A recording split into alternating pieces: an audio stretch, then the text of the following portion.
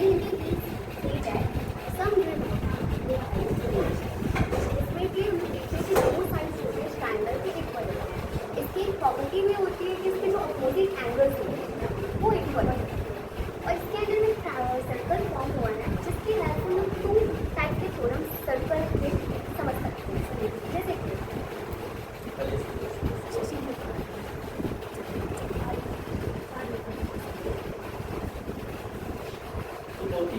Model है company क्षेत्र में एक नई चीज है।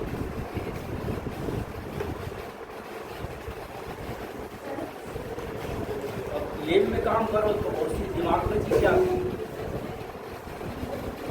When we put this striker at one ending point of the diameter, जब हम एक स्ट्राइकर को एक डायमीटर के एंडिंग पॉइंट पे रखते हैं,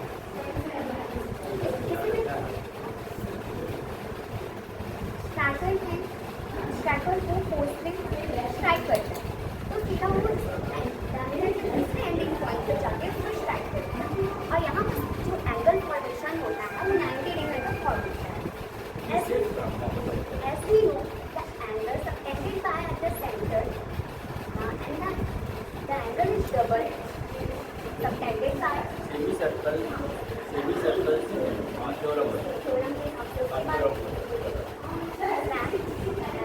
and the angle subtended by an arc at the center is to double the angle subtended by it at the remaining point of the circle। इसका मतलब ये है कि जब कोई भी आर्क एंगल सेंटर पे एक एंगल सबटेंड करेगी उसके बाद जो वही angle remaining part of the circle पे सबटेंड करेगी उसकी वो डबल होगी।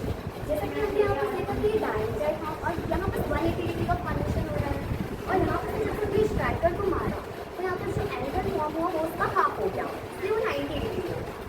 अब सेकेंड ईयर हम लोग देखते हैं कि जब भी हम स्ट्राइकर को सेंटर करें when you put a striker at the center of the circle and force the strike at any point of the circle like this.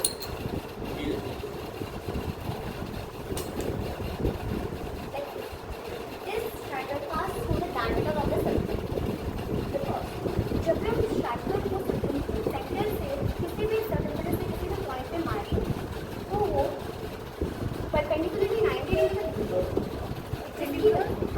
जहाँ जो पिरियड बनेगी उसमें परपेंडिकुलर क्या है फिर रिटर्न होके सेंटर पे डायमीटर नहीं है।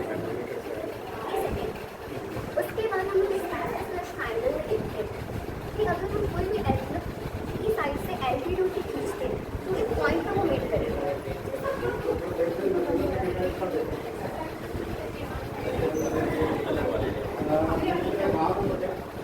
इन सेंटर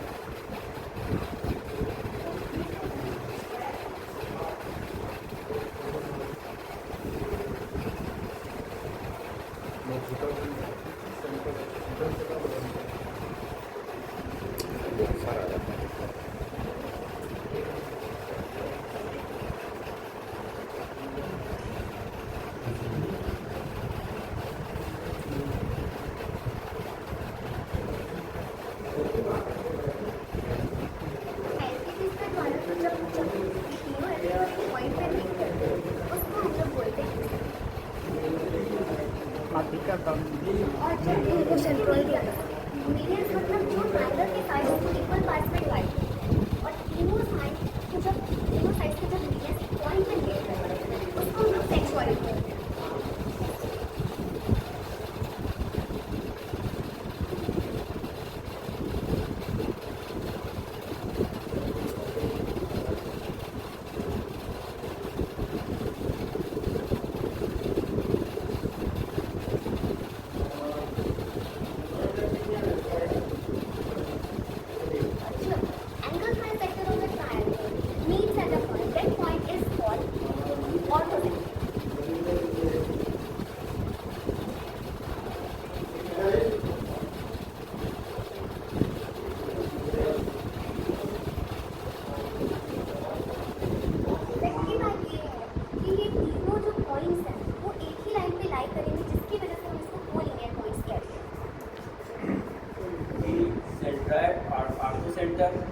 सेंट्राइड और इन सेंटर के जो इंटरसेक्टिंग पॉइंट है वो एक ही लाइन पे लाई करेंगे, इससे प्रूव हो जाता है।